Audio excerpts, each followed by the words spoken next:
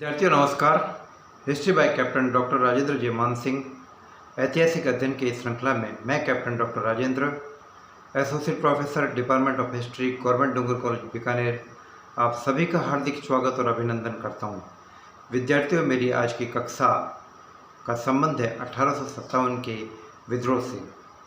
एक ऐसा विद्रोह, एक ऐसी क्रांति, एक ऐसा विप्लव, एक ऐसा सैनिक विद्रोह या एक ऐसा विद्रोह जिसे भारत की राष्ट्रीय स्वतंत्रता आंदोलन का प्रथम अध्याय कहा जाए।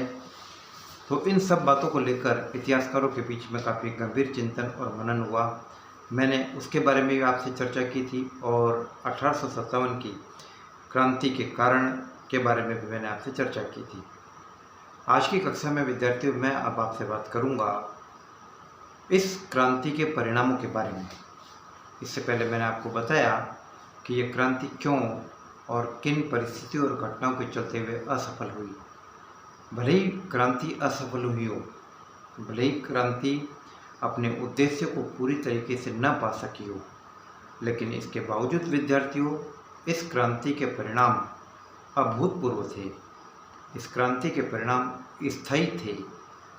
इस क्रांति के परिणाम दीर्घ काल तक विविध प्रकार के परिणामों को उत्पन्न करने वाले साबित हुए। इतिहासकार ग्रिफिन ने इस क्रांति को, इस 1857 की बगावत को, इस विद्रोह को भारतीय इतिहास की सबसे महत्वपूर्ण घटना बताया है। इतिहासकार रसब्रुक विलियम्स,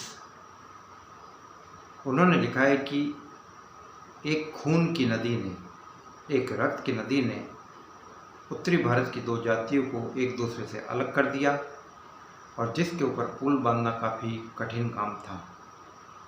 इसी प्रकार इतिहासकार मजुमदार ने भी लिखा है कि इस क्रांति के परिणाम इस बात को तय करने वाले थे कि इसके बाद हिंदुस्तान में ब्रिटिश शासन का स्वरूप क्या होगा और ब्रिटिश शासन की दिशा और दशा को निर्धारित करने की दृष्टि से इस क्रांति के परिणाम काफ़ी महत्वपूर्ण थे।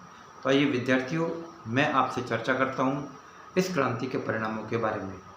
इस क्रांति का, इस विद्रोह का सबसे महत्वपूर्ण परिणाम यह था कि इस विद्रोह के परिणाम स्वरूप ईस्ट इंडिया कंपनी के शासन का 2 अगस्त 1858 को अंत हुआ।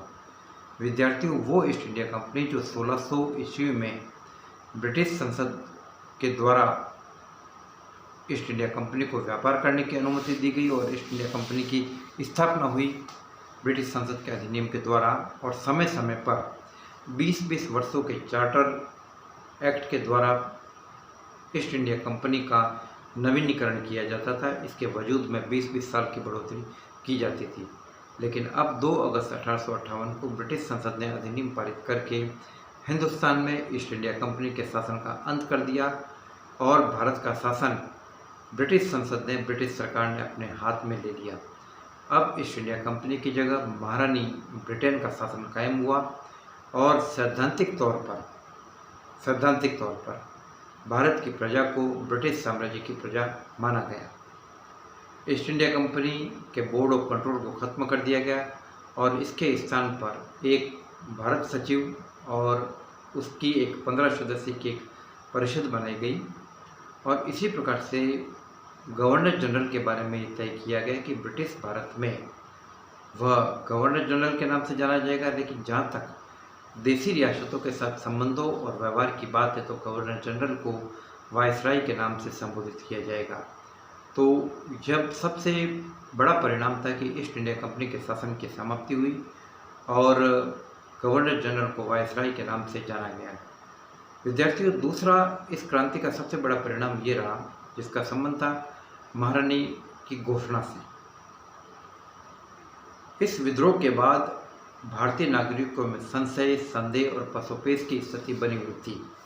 इस स्थिति का समाधान करने की दृष्टि से इलाहाबाद में एक दरबार का आयोजन किया गया और जिसमें महारानी के घोषणा पत्र को पढ़ा गया। विद्यार्थियों, ये घोषणा पत्र एक ऐसा घोषणा पत्र था जो इतना महत्वपूर्ण था कि इतिहासकारों ने इसे भारतीय स्वतंत्रता के मैग्ना कार्टा की भी संज्ञा दी है। तो अब हम देखते हैं कि इस घोषणा पत्र में ऐसा क्या था। इस घोषणा पत्र के द्वारा यह तय किया गया, यह घोषणा की गई कि अब ब्रिटिश सरकार भारत में अपने राज्य का विस्तार और नहीं करेगी। देसी राजा महाराजाओं और जमींदारों की सत्ता को बरकरार रखा जाएगा और इसके अलावा सरकारी पदों में नियोजन की बात है तो इसमें जाति, धर्म, लिंग आदि किसी भी प्रकार का भेदभाव नहीं किया जाएगा। भारतीयों के साथ सम्मानजनक व्यवहार किया जाएगा और भारतीयों की जो प्राचीन सामाजिक, धार्मिक रीति रिवाज और जो संस्थाएं हैं, जो इंस्टीट्यूशंस है, उनके मामले में सरकार दखल नहीं देगी, बल्कि सरकार उनकी भावनाओं का सम्मान करेगी। तो विद्यार्थियों, ये काफ़ी महत्वपूर्ण घोषणा थी और इसी कारण इसे भारतीय स्वतंत्रता का मैग्ना कार्टा भी कहा गया है। लेकिन इसमें से अधिकांश घोषणाएं केवल सैद्धांतिक रही है, व्यवहारिक जामा इसको नहीं पहनाया जा सका और इसके माध्यम से भारतीयों को संतुष्ट करने की एक छोटी सी कोशिश की गई थी, लेकिन व्यवहार में ऐसा नहीं था। इसके बाद इस क्रांति का जो एक और महत्वपूर्ण परिणाम था, सैनिक क्षेत्र के अंतर्गत नवीन गठन। चूंकि जब यह विद्रोह हुआ तो उस समय भारतीय सैनिकों की संख्या ज़्यादा थी और अंग्रेज सैनिकों की संख्या कम थी, तो इसलिए इस प्रकार के विद्रोह का पूर्ण दोहराव नहीं हो, इस दृष्टि से सैनिक क्षेत्र में काफ़ी सुधार किए गए और सेना के जो महत्वपूर्ण हथियार थे, तोप थी, उनकी कमांड ब्रिटिश सैनिकों के हाथ में रखी गई और सैनिकों की भर्ती के लिए एक बोर्ड बनाया गया जो रॉयल कमीशन कहलाता था और ऐसा कहा गया था कि इस बोर्ड में योग्यता के आधार पर चयन किया जाएगा। लेकिन व्यवहार में यह था कि किसी भी भारतीय को रॉयल कमीशन में जाने के योग्य ही नहीं समझा गया और यदि किसी भारतीय ने वायसराय कमीशन प्राप्त भी कर लिया है तो उसकी सुविधाओं और अंग्रेज सैनिक अधिकारी की सुविधाओं में काफ़ी अंतर था। तो व्यवहारिक तौर पर अंतर बरकरार रहा और सेना का जो गठन किया गया, प्रतितोलन और प्रतिसंतुलन की नीति अपनाई गई और हिंदुस्तान में ईस्ट इंडिया ब्रिटिश सैनिकों की संख्या जो पहले लगभग 45,000 थी, उसको बढ़ाकर अब 91,000 कर दिया गया और जातीय आधार पर सेनाओं का पुनर्गठन किया गया। डोगरा रेजिमेंट है, सिख रेजिमेंट है, जाट रेजिमेंट्स, पंजाब रेजिमेंट्स और इस प्रकार से जातिगत आधार के ऊपर रेजिमेंटों का गठन किया गया ताकि एकता पैदा न हो और ये एक दूसरे के खिलाफ लगे रहे और इस प्रकार के विद्रोह का पुनः दोहराव नहीं हो। तो इस प्रकार की स्थिति यहाँ पर कायम की गई। लेकिन इस क्रांति के और परिणामों का गंभीरता से हम विश्लेषण करें तो हम ये पाएंगे कि जो फूट डालो और राज्य करो की नीति थी, उस नीति का विकास भी 1857 की क्रांति के महत्वपूर्ण परिणामों में से एक रहा। इस बात को हम गंभीरता से जब समझने की कोशिश करते हैं तो विद्यार्थियों हम ये देखते हैं कि इस विद्रोह की समाप्ति के बाद ब्रिटिश सरकार ने इस विद्रोह का जिम्मा या जिसे कहे कि उत्तरदायित्व, इस क्रांति के लिए सबसे ज़्यादा उत्तरदायी मुसलमानों को माना गया और अंग्रेज़ों का यह मानना था कि यह विद्रोह बेसिकली मुसलमानों का था और मुसलमानों ने काफ़ी जोश खरोश और उत्साह के साथ भाग लिया और उनका ये कहना था कि इवन 70 साल के बूढ़े व्यक्ति बहादुर शाह जफर ने भी इस क्रांति में भाग लिया। उनका ये कहना था कि मुसलमानों के मन में यह था कि अंग्रेज़ों ने हमसे दिल्ली का राज्य छीना, मुगल राज्य का अंत किया, इसलिए हम विद्रोह कर रहे।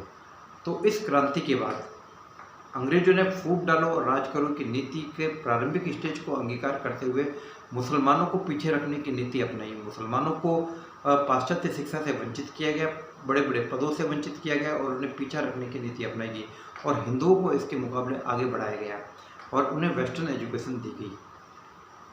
तो इस प्रकार से हिंदुओं और मुसलमानों के अंदर जो भेदभाव की नीति का जो सूत्रपात था वह जाकर इधर हुआ और बाद में आगे चलकर हमें इस भेदभाव का दूसरा स्वरूप और देखने को मिलता है सांप्रदायिक नीति के रूप में। जब हिंदू काफ़ी हद तक आगे बढ़ गए तो मुसलमानों को अपना वजूद खतरे में महसूस हुआ और हिंदुओं में राजनीतिक चेतना हुई और बंगाल हिंदुस्तान की राजनीतिक चेतना का केंद्र बना। तो अंग्रेज़ों को लगा कि हिंदुओं में अपने अधिकारों के प्रति और स्वतंत्रता प्राप्ति के प्रति और बेहतरीन प्रशासनिक तंत्र कायम करने की मांग बढ़ने लग गई है। तो उन्होंने उनके खिलाफ अब मुसलमानों को आगे करने की नीति अपनाई और मुसलमानों को प्रोटेक्शन दिया गया और अल्टीमेटली यही फूट डालो और राज करो की नीति का एक नया स्वरूप हमें देखने को मिला, और जो कुल मिलाकर आगे चलकर हिंदुस्तान के विभाजन के लिए, हिंदुस्तान और पाकिस्तान जैसे दो राष्ट्रों के निर्माण के लिए जिम्मेदार बना। तो विद्यार्थियों, 1857 की क्रांति काफ़ी महत्वपूर्ण क्रांति थी और इसके काफ़ी दूरगामी परिणाम हुए। और इस क्रांति का जब विश्लेषण किया गया तो एक बात यह भी समझने की कोशिश की गई कि इस क्रांति का मुख्य कारण क्या था कि शासक और शासितों के बीच में संपर्क का अभाव। अंग्रेजों ने ये महसूस किया कि हमने कोई इस प्रकार का तंत्र डेवलप नहीं किया है कि जिसके माध्यम से हम भारतीयों की बातें सुने। तो जब भारतीयों की बातें नहीं सुनी गई तो उनके मन में असंतोष का ज्वार पैदा हुआ और वो क्रांति के तूफान के रूप में, क्रांति के ज्वालामुखी के रूप में फूट पड़ा। तो ऐसी स्थिति में उन्होंने छोटी मोटी लोकतांत्रिक संस्थाएं, मंच जैसे इंडियन एसोसिएशन आदि की स्थापना को प्रोत्साहन दिया, और साथ ही साथ इंडियन नेशनल कांग्रेस की स्थापना के पीछे भी अंग्रेज एओव्यूम का हाथ था। मकसद था कि एक ऐसा मंच मिले जिसके माध्यम से भारतीय अपने विचारों की अभिव्यक्ति कर सके। तो विद्यार्थियों, इस क्रांति के परिणाम काफ़ी दूरगामी साबित हुए। मैंने आपको महत्वपूर्ण बिंदुओं से अवगत कराया। अब इसके ऊपर अध्ययन करना, चिंतन करना, ऑब्जर्वेशन करना, ये आपका काम है। इस बारे में आपको कोई मेरे से जिज्ञासा हो तो बेशक आप मेरे से 9928482295 में संपर्क कीजिए।